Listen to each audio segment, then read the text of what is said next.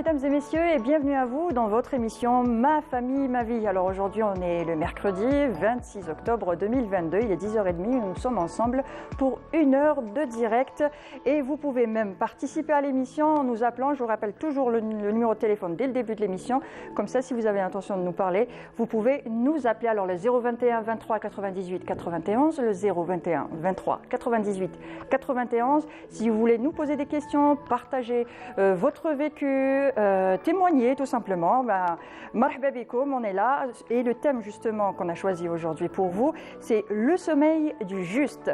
S'il y a bien une activité qui nous est vitale et qui nous occupe pendant plus de 26 ans, c'est bien le sommeil. Alors comment avoir un sommeil réparateur? Comment s'endormir rapidement? On a la fatigue, on a l'insomnie, les ronflements. Alors comment dormir du sommeil du juste? C'est aujourd'hui dans Ma famille, ma vie. Et pour cela, j'ai le plaisir et l'honneur de recevoir Dr Hafida Latafi. Vous êtes médecin spécialiste du sommeil. Bonjour et merci d'avoir accepté notre invitation. Merci, bonjour et merci pour l'invitation. À vos côtés, nous avons Dr Bahamed, vous êtes psychologue, bonjour et merci. Anis Bahamed, pardon, vous êtes psychologue, bonjour et merci d'avoir accepté notre invitation. Merci beaucoup, bonjour, c'est juste pour rectifier, c'est Anis Bahamed. Anis, pardon, voilà. Anis, voilà. Et en face de vous, nos chroniqueuses, bien sûr, Wahida Salem Sherif, bonjour, avec sa chronique We Share. Oui, bonjour Mounia. Ça va, bien dormi? Un petit peu, on va parler après avec les professionnels. Et à tes côtés, Samira Hadjamar avec sa rubrique Pêle-mêle. Pêle-mêle, bonjour. Bonjour, ça va? Oui. Bien dormi? Non, j'attendais avec impatience depuis 4 heures du matin. Ouais, justement, c'est ce qu'on s'est dit ce matin. On va parler du sommeil. Elle s'est réveillée un petit peu plus tôt que d'habitude. Donc ça a peut-être joué sur ton sommeil. Et justement, je voulais vous poser toutes et tous une question. Est-ce que vous dormez correctement? Est-ce que vous avez l'impression d'avoir un bon sommeil?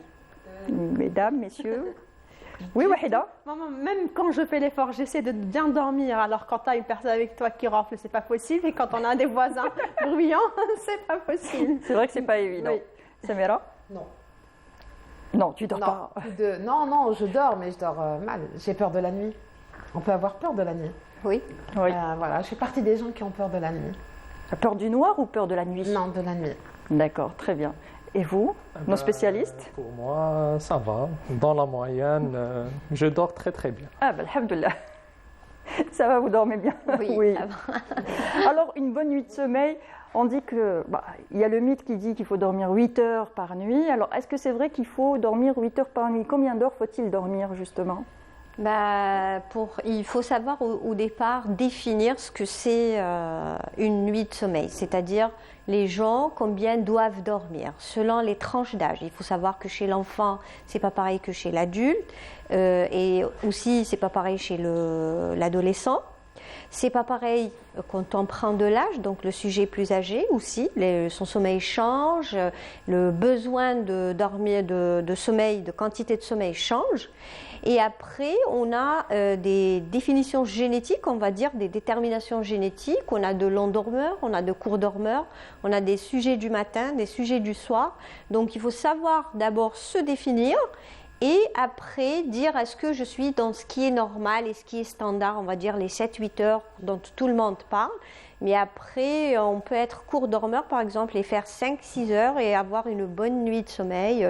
On va dire, ça dépendra de la journée, comment on est.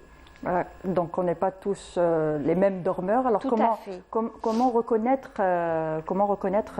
son sommeil, comment reconnaître ou connaître son sommeil exactement, savoir si on est un petit dormeur ou un grand dormeur, ça dépend parce qu'il y a des jours où on est vraiment fatigué, on n'arrive pas à dormir. Et ça s'observe pendant une période. Quelle période justement? Comment savoir? Pour le savoir, il suffit de voir comment est née la journée. C'est-à-dire la nuit, on a fait les 5-6 heures, mais avant, il faut savoir que quand on est court dormeur, par exemple, on l'est depuis l'enfance. Quand on est long dormeur, on l'est depuis l'enfance. Est-ce que c'est génétique? Oui, c'est ce que je disais tout à l'heure, on est génétiquement déterminé. Donc on l'est, c'est pas quelque chose qui va apparaître à un âge précis ou là. plutôt ça deviendra un dérèglement de notre hygiène de sommeil. Si on change de rythme, si on change, donc il y a des choses qui vont faire ou des synchroniseurs qui sont là, qui ont changé notre rythme de sommeil. Donc voilà, si on est court dormeur, on le sait dès l'enfance. Si on est long dormeur, on le sait dès l'enfance. Mais on peut changer, être long dormeur et devenir court dormeur? Ben là, si on le supporte, c'est tant mieux, mais généralement, les longs dormeurs supporteront mal le raccourcissement ou le fait de diminuer un peu leur nuit de sommeil, le fait de cumuler ce qu'on appelle cette dette de sommeil, parce que si on manque, on ampute des heures de sommeil, ça veut dire qu'on va cumuler une dette qui sera vraiment difficile à rattraper, voire même un peu impossible de la rattraper, cette dette? Oui, même si on se dit week-end, grasse mat, je dors... Non, du tout, ça ne se rattrape pas comme ça, du tout. D'accord. D'ailleurs, il y a des études scientifiques qui ont été bien conduites, etc., et qui ont démontré que jamais on récupère du sommeil de la semaine, par exemple, en faisant une grasse matinée le week-end. C'est une idée reçue. Voilà. C'est raté. C'est raté. Voilà, donc la grasse mat ne va pas faire que... Ouais. Tout à fait. Ça va juste... Au contraire, ça va perturber la nuit de sommeil de la nuit qui vient après parce qu'on va décaler, on va décaler l'heure d'endormissement parce qu'on a trop dormi la journée et du coup, ça va se répercuter sur la suite. Donc le week-end, si on le passe à dormir, ça va se répercuter sur la nuit, qu'on va mal passer, sur le lendemain et puis sur toute la semaine. Tout à fait, on va mal commencer la semaine parce qu'on a veillé, vu qu'on a dormi toute la journée, et le lendemain c'est une dette de sommeil, le surlendemain c'est un décalage, et donc c'est un rythme de sommeil qui va complètement... Oui, c'est bien. Vous savez, dans certains pays, par exemple, il y a des endroits où vous pouvez aller, vous mettez des pièces, vous rentrez dans des espèces de bulles ou des box, et vous pouvez faire une sieste de 10-15 minutes. Vous choisissez le timing en fait. Et vous faites ça... Les micro-siestes? Je ne sais pas comment on appelle ça, mais c'est des espèces de bulles ou de box où on peut faire ça pour essayer de récupérer pendant la journée. Oui, j'entends. C'est aussi fait, j'imagine que ça a été conçu essentiellement pour les gens qui ont des problèmes de sommeil énormes, ce qu'on appelle les hypersomnies, comme les narcolepsies, comme les hypersomniaques idiopathiques, c'est-à-dire c'est des gens qui ont un besoin inopiné, incontrôlable de dormir la journée. Donc, c'est des gens qui peuvent se retrouver à dormir, par exemple, dans les sanitaires des hypermarchés, oui, parce que c'est un besoin qui est incontrôlable, inopiné, c'est-à-dire on ne peut pas contrôler ça, on ne peut pas savoir quand est-ce que ça peut arriver, mais bon, ça arrive de le ressentir, c'est-à-dire on sait très bien qu'au bout d'un certain moment, on a besoin de dormir, donc c'est l'idéal. Ça sert aussi pour les gens qui ont mal, c'est-à-dire dormi la veille, qui ont besoin d'un petit somme pour récupérer, pour reprendre la... Justement, l'hypersomnie, c'est le fait de trop dormir. Est-ce que ça se règle, on va dire? Non, l'hypersomnie, ça se définit par rapport à la moyenne, le standard qui est 7-8 heures. Donc si on est au-delà de 7-8 heures, c'est-à-dire on a besoin de dormir 9 heures, 10 heures, 11 heures, jusqu'à 12 heures, il y a des gens qui ne peuvent pas être en bonne forme la journée s'ils ne dorment pas les 12 heures, ça on est dans l'hypersomnie. Après il y a des analyses, parce que c'est médical, donc la médecine du sommeil c'est de la médecine réelle, c'est pas de la psychothérapie, c'est pas de la psychologie. Donc on fait des analyses de sang, on fait des explorations avec une polysomnographie, on fait des tests pour définir et déterminer. Il y a ce qu'on appelle le typage HLA aussi, qui est bien déterminé dans ces pathologies-là. Et on pose le diagnostic d'hypersomnie, qu'elle soit de la narco ou de l'idiopathie. D'accord, très bien. Et on ne peut pas prendre un traitement? Si, bien sûr, on va donner des stimulants la journée parce que c'est des gens qui ne peuvent pas quand même... C'est un handicap dans les pays européens, etc. On considère ça comme une maladie handicapante. Parce que les gens, par exemple, moi personnellement, j'ai dans ma consultation une charmante demoiselle qui a dû passer le bac 3 fois parce que la pauvre, elle dormait pendant l'épreuve et on ne comprenait pas et on ne la laissait pas finir son examen et elle ratait à chaque fois son examen à cause de ça. Et c'était une excellente élève, malheureusement pour elle. Alhamdoulilah, elle a eu cette année, elle a voilà. Mais pour dire que c'est vraiment handicapant, c'est difficile à... Ça ne doit pas être évident, justement, même psychologiquement, à suivre ça, soit de l'hypersomnie, soit de l'insomnie. Et je voulais vous poser une question, justement, par rapport à ça, parce qu'on on sait que le manque de sommeil, on va le dire aussi, ça nous rend irritables et tout ça. Et puis, la dépression, on va dire ça tout simplement, la dépression aussi conduit à l'insomnie. Donc du coup, est-ce que c'est la dépression qui fait qu'on ne dort pas ou est-ce que le fait de ne pas dormir fait la dépression? Alors bon, là c'est un peu compliqué parce que on ne peut pas établir une relation de cause à effet. Des fois c'est l'insomnie qui mène à la dépression, des fois c'est la dépression qui mène à l'insomnie. D'accord? Donc il n'y a pas vraiment une formule magique pour dire que tel facteur peut mener à un tel facteur. Mais ce qui est sûr, c'est qu'il y a peut-être deux types d'insomnie, ou bien deux catégories d'insomnie principales. Il y a l'insomnie primaire, qui est une hyper-éveil, une excitation, et une insomnie secondaire. Donc l'insomnie secondaire, c'est celle qui se rapporte aux conséquences de certains troubles. Par exemple, il y a des insomnies qui ont une origine purement psychologique. Par exemple, il y a des gens qui ont souffert de traumatisme psychologique, ils n'arrivent pas à dormir la nuit. Il y a par exemple des gens qui ont une dépression, ils n'arrivent pas à dormir la nuit. Donc tout ce qui est anxiété peut avoir un rôle primordial dans les insomnies. Donc c'est très très important comme docteur. Désolé, j'ai oublié votre nom. C'est Latafi. Latafi. Oui. Voilà, je m'excuse, docteur. Non, il n'y a pas de souci. Donc, il y a des fois une complémentarité entre tout ce qui est médical et tout ce qui est psychologique. Donc, il faut, dans un premier temps, diagnostiquer tout ce qui est médical, tout ce qui est biologique, s'il n'y a pas un problème biologique. Ensuite, il faudra chercher aussi tout ce qui est psychologique.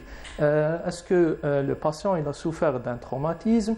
Est-ce qu'il n'a pas de troubles psychologiques? Mais il y a aussi une chose très très importante, c'est que est-ce qu'ils prennent des médicaments? Parce qu'il y a aussi des effets secondaires qui sont dus aux médicaments qui peuvent mener à des insomnies. Voilà, très donc bien. Ça c'est très très important. Donc c'est un check-up complet qu'on fait quand on a une insomnie. Il faut d'abord faire un check-up complet, santé physique et mentale, pour savoir où ça cloche pour pouvoir régler le souci.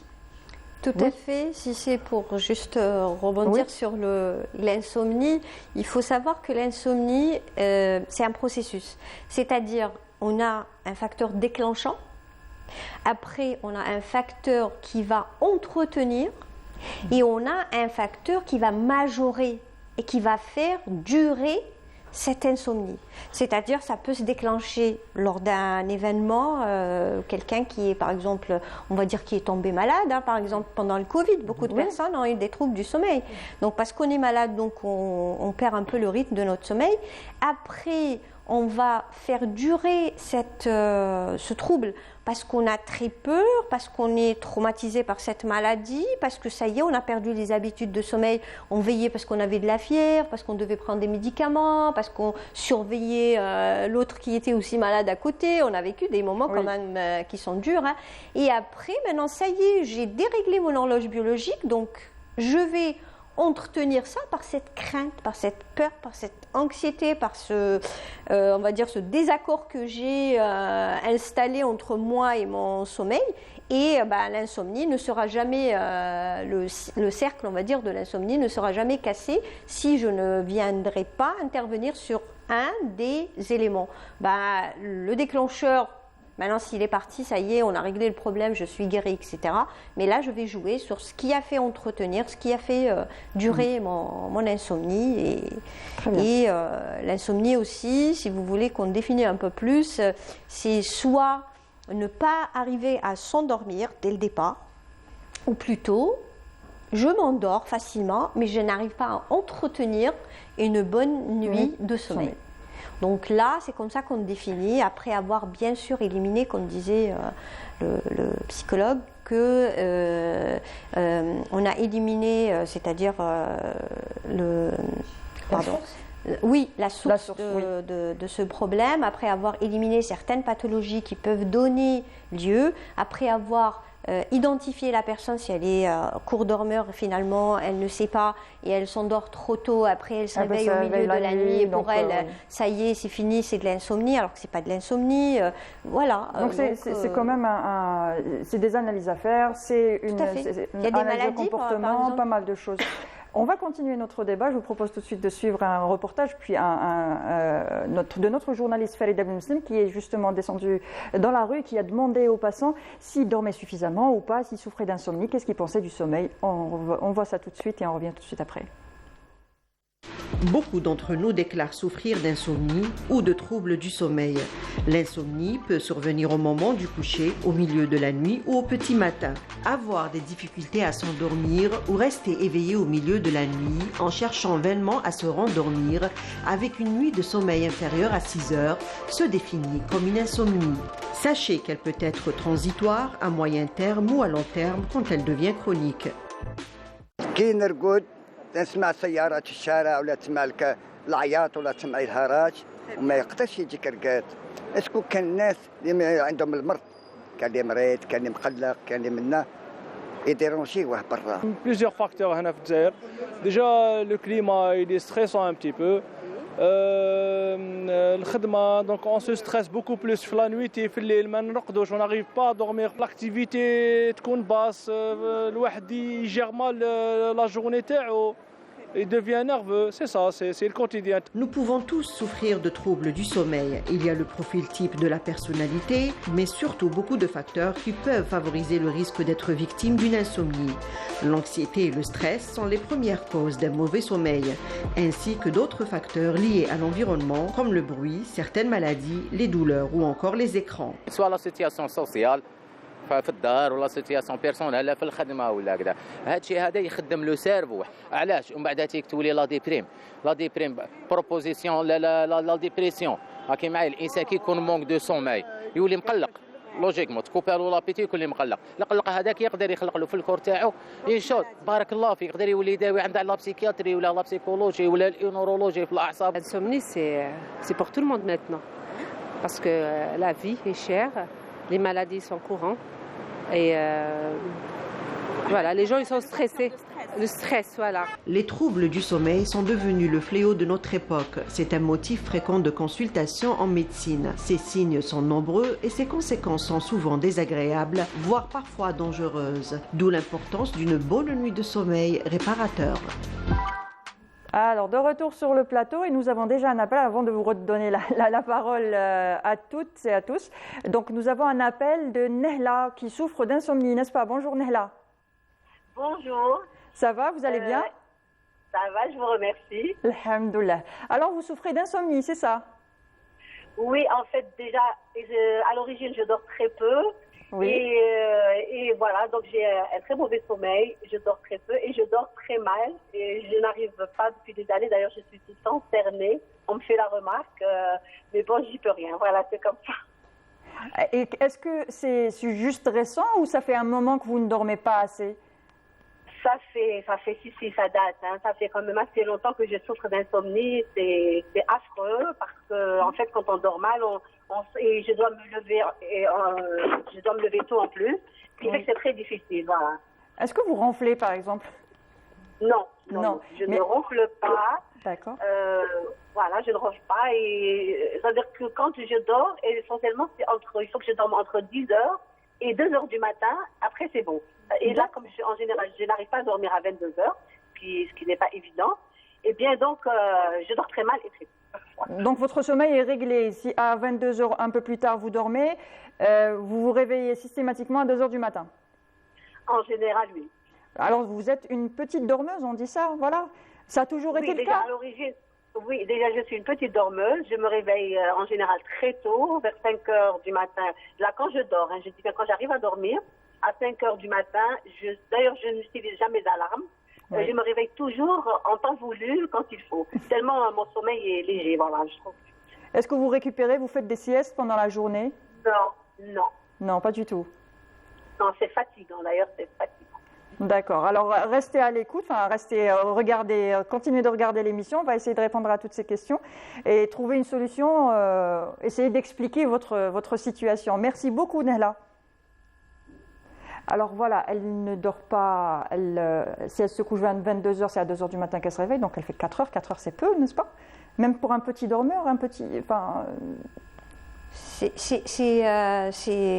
Ça dépend de comment elle est la journée, mais elle dit qu'elle ne dort pas la journée, n'a pas besoin de faire de sieste, donc peut-être elle se fait juste du souci par rapport à son sommeil, alors qu'elle est une petite dormeuse qui n'a pas forcément besoin de dormir plus. Si elle dit qu'elle est cernée, qu'on lui fait la remarque, maintenant il faut regarder un peu si elle n'a pas un problème de respiration, parce que quand on a le nez bouché, on a les cernes. Oui. Donc si on respire mal la nuit, si on est mal oxygéné, c'est tout à fait normal d'avoir ces...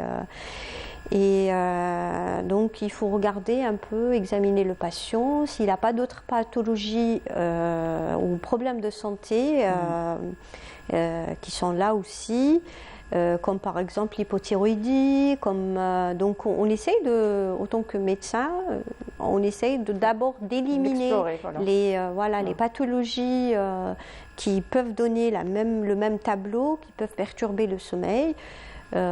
Et après, on essaie de déterminer si c'est réellement de l'insomnie ou pas. Ça nous arrive de faire remplir aux patients ce qu'on appelle l'agenda de sommeil. D'accord. Oui, pour savoir un peu, c'est comme ça qu'on peut avoir une idée globale sur le sommeil du patient. Parce qu'un insomniaque, on n'enregistre pas. Les gens entendent parler de la polysomnographie, etc. Voilà. L'insomniaque, ça serait difficile d'enregistrer parce que ça serait un peu faux d'enregistrer un patient qui vient avec une plainte d'insomnie. Parce qu'il ne dort pas. Il vous dit d'abord d'emblée qu'il ne dort pas. Donc, qu'est-ce que je vais aller chercher? Qu'est-ce que je vais regarder? Plutôt, il faut essayer d'avoir une idée globale sur son hygiène de sommeil, comment il dort, combien de temps, est-ce qu'il se réveille la nuit, s'il fait beaucoup de siestes la journée, etc. Peut-être on trouvera le problème, il est là, on trouvera les solutions aussi sur son agenda de sommeil. Après, on peut faire appel à ce qu'on appelle l'actimétrie, c'est-à-dire donner comme une sorte de montre qui va enregistrer l'activité, l'inactivité du patient pour avoir une idée un peu s'il dort, s'il bouge beaucoup, si l'heure du réveil, l'heure du coucher, tout ça, on essaye d'analyser tout ça avec bien sûr ce que rapporte le patient, comment il est la journée, sa souffrance, écouter ses plaintes. Et après, on essaye d'avoir une idée globale et poser le diagnostic et avoir une conduite à tenir, voilà, face au problème. Vous vouliez savoir si la donc ronfler. Moi, je connais personne qui disent oui, je ronfle et tout. On nous le dit. On vous le fait savoir. Donc, personne n'a On vous le fait savoir. Ça, c'est... Justement, on sait... Premièrement, on ne sait pas si on ronfle, mais on sait que la personne qui ronfle dérange les autres pendant leur sommeil. Mais le ronfleur n'a pas un sommeil réparateur, n'est-ce pas? Du tout. Voilà. Surtout, c'est pas anodin. On ronfle pas comme ça. C'est pas naturel, je veux dire. Alors, pour comprendre le ronflement, c'est un signal que ça respire mal. Voilà. Voilà. On peut faire de l'apnée. Pardon. Est-ce que ça a un lien avec l'apnée du sommeil? Voilà. Merci. C'est justement ça. Alors, ronfler, ça veut dire l'air qui passe dans ce qu'on appelle les voies aériennes supérieures, ou le canal par lequel, on va simplifier un peu les choses, par lequel on respire. S'il y a un obstacle, et quel que soit l'obstacle, quel que soit le niveau de cet obstacle, l'air, quand il passe, il va vibrer, va être en contact avec cet obstacle, il va vibrer, il devient sonore. C'est ça ce qu'on appelle le ronflement. Moi, je donne toujours comme exemple le sifflet. Il y a une bille dedans. Oui. Donc, si on siffle dedans, ça va s'entendre, on entend. Si on enlève la bille, qui est l'obstacle dans nos voies aériennes supérieures, ça va plus siffler, ça va respirer normalement et ça ne s'entendra pas, donc on ronflera pas. Alors, ronfler, synonyme, mal respirer. Mal respirer, ça veut dire on manque d'oxygène. Ça veut dire sommeil qui n'est pas réparateur, c'est pas un bon sommeil. Ça veut dire que le cerveau, il va rester là, éveillé à surveiller cette personne qui respire mal pour qu'elle se réveille de temps en temps pour reprendre son souffle et pour se réoxygéner, parce que si ça continue, ça va être l'arrêt malheureusement. D'accord. Oui, allez. Pour complémenter un peu ce qu'a dit le docteur Latafi, notre cerveau, c'est très très important. Parce que notre médecin elle a fait mention d'agenda du sommeil, etc. Ça fait partie des techniques cognitivo-comportementales. Donc, on va essayer de reprogrammer un peu notre cerveau en essayant de faire de nouvelles activités ou bien de synchroniser aussi notre sommeil avec nos activités. Il y a aussi un point très très important, c'est le vécu subjectif du patient lui-même. Par exemple, il y a ceux qui dorment 2 heures, 3 heures, qui se sentent en forme. Donc là aussi, ça me rappelle, j'avais un cas qui dormait vraiment très très mal et qui avait des insomnies. Ça pouvait durer 2-3 jours sans qu'il ne s'endort. Mais et la cause, c'était il y avait une certaine crainte, il y avait une certaine peur. Pourquoi? Parce qu'un des médecins lui a dit qu'il avait un cancer. Donc c'était cette annonce qui a fait que tout ça, ça a perturbé son sommeil, son hygiène de vie, etc. Mais le comble dans tout ça, c'est qu'il n'avait pas le cancer. Le médecin, il s'est trompé, dans le diagnostic, dans le coup, mais c'était aussi la façon, comment est-ce qu'il a annoncé. Oui, l'annonce, on en avait parlé même la semaine dernière. L'annonce est très importante parce que ça peut choquer psychologiquement la personne concernée. Justement. Et le souci, c'est que, bon, certes, c'est devenu comme un problème secondaire, une insomnie secondaire.